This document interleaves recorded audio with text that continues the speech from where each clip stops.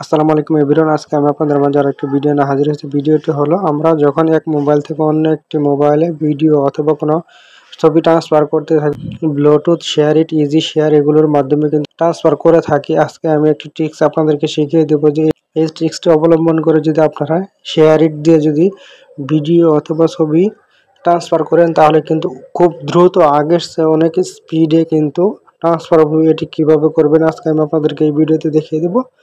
চলুন তাহলে কথা না বলে এই ভিডিওটি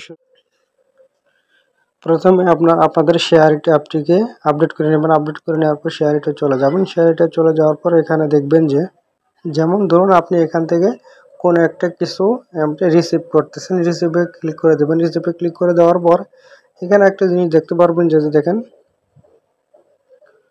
এই দেখেন আলট্রা ফাস্ট মোড, এখানে কিন্তু একটি বাটন আছে। এই বাটনটি জাস্ট আপনি ইনেবল করে দেবেন। ইনেবল করে দেওয়ার পর এরকম একটি পপ আপ চলে আসবে, এখান থেকে কন্টিনিউ করে দেবেন। কন্টিনিউ করে দেওয়ার পর এখন যদি এখানে দেখেন এটি কিন্তু গ্রিন টিক মার্ক হয়ে গেছে। এখন যদি আপনারা কোনো কিছু এই শেয়ারের দিয়ে আদান প্রদান করেন তাহলে কিন্তু আগের থেকে অনেক স্পিডে কিন্তু আদান প্রদান হবে, অনেক স্পিড এমবিপিএস বাড়বে, অনেক বেশি এমবি টানবে। সকলকে ধন্যবাদ সম্পূর্ণ ভিডিওটি দেখার জন্য। ভিডিওটি দেখে যদি আপনাদের ভালো লেগে থাকে এবং নতুন কিছু শিখতে পারেন তাহলে আমার ভিডিওতে একটি লাইক দিয়ে আমার চ্যানেলটি সাবস্ক্রাইব করে পাশে থাকবেন।